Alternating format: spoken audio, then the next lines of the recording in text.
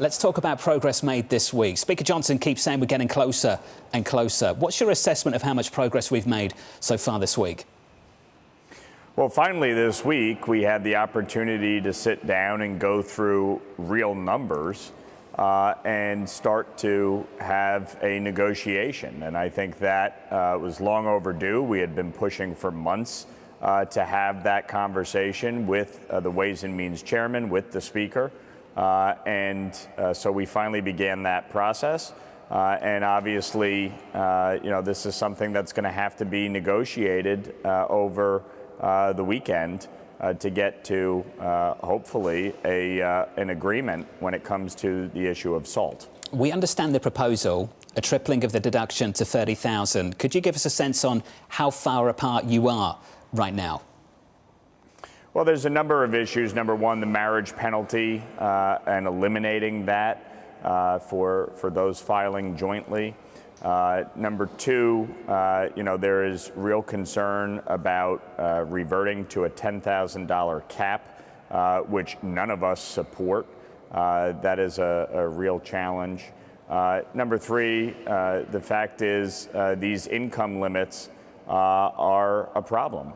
400,000, while it may sound like a lot in some areas, in an area like mine, that's a cop and a teacher who are married and have a combined income. So the fact is, we have high property taxes coupled with high income taxes, and you'll blow right past the $30,000 cap without a problem. You look at my district, 3 of the 4 counties that I represent are in the top 16 highest property tax counties in America. And so there's a real issue here in terms of the numbers. And so we're working through it. I've read The Art of the Deal. I'm not going to negotiate in public.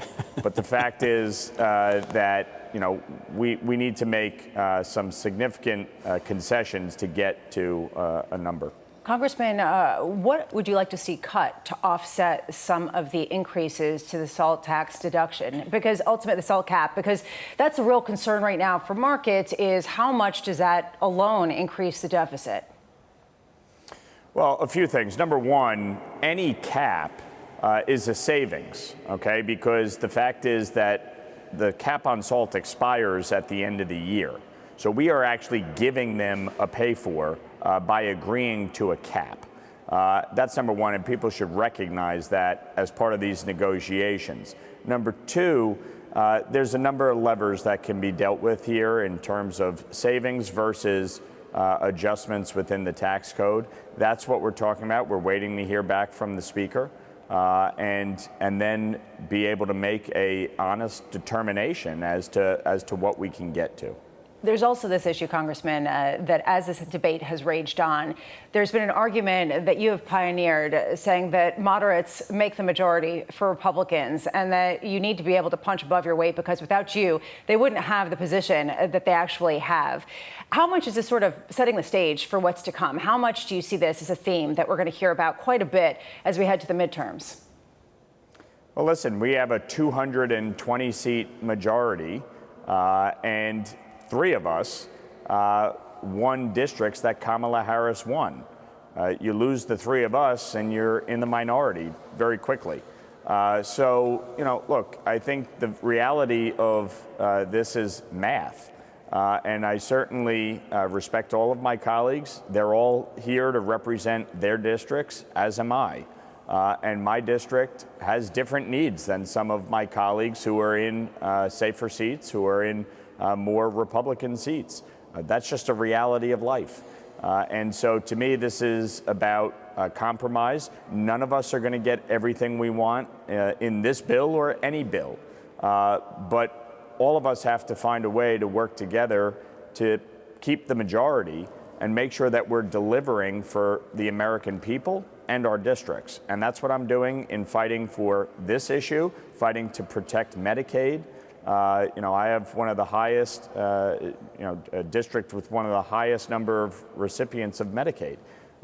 There are people who rely on these critical programs, and I'm doing everything I can throughout this process to protect that, including blocking any changes to FMAP, per capita caps, block grants, dish cuts, We've been able to do that throughout this process and make sure that those who rely on these programs receive the benefits that they need, while making sure that we eliminate waste, fraud, and abuse, prevent illegal immigrants from receiving Medicaid benefits, make sure that able-bodied adults without dependents are working or going to school, and making sure that those who are no longer eligible are not continuing to receive benefits. Those are common sense reforms that the vast majority of the American people support.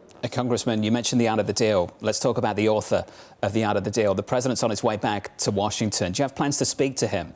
And do you have a decent sense of what his position is? I will be reaching out to connect with him for sure. I think he obviously had a very successful trip in the Middle East, brought back significant investment into the United States in agreements with Saudi Arabia, UAE, and Qatar. And that obviously bodes well for the American economy as we move forward. So this was a great trip for the president. As chair of the Middle East and North Africa subcommittee, certainly I'm looking forward to getting a readout of more details on what occurred on the trip.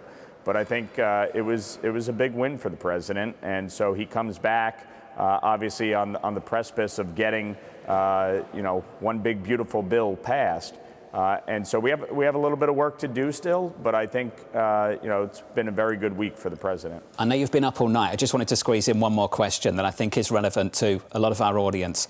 You've co-sponsored the Trust in Congress Act to ban stock trading in Congress. Can I just say, Congressman, we all find it absolutely ridiculous that people in Congress have looser regulations and restrictions to trade stocks than we do as financial journalists. Congressman, can we actually do something about that sometime soon?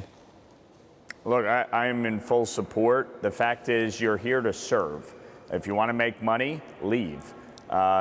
This to me is a very common sense reform to make sure that members of Congress or their spouses, we've seen some spouses who are prolific traders, in recent years. The fact is, they should not be benefiting from inside knowledge or information gleaned from meetings they have, committee hearings they hold, or legislation that is pending.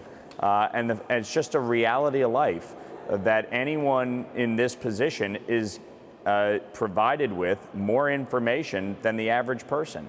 Yep. And therefore, it is imperative to make sure that members of Congress or their spouses are not benefiting from that information, and all of their assets should be put in a blind trust, period.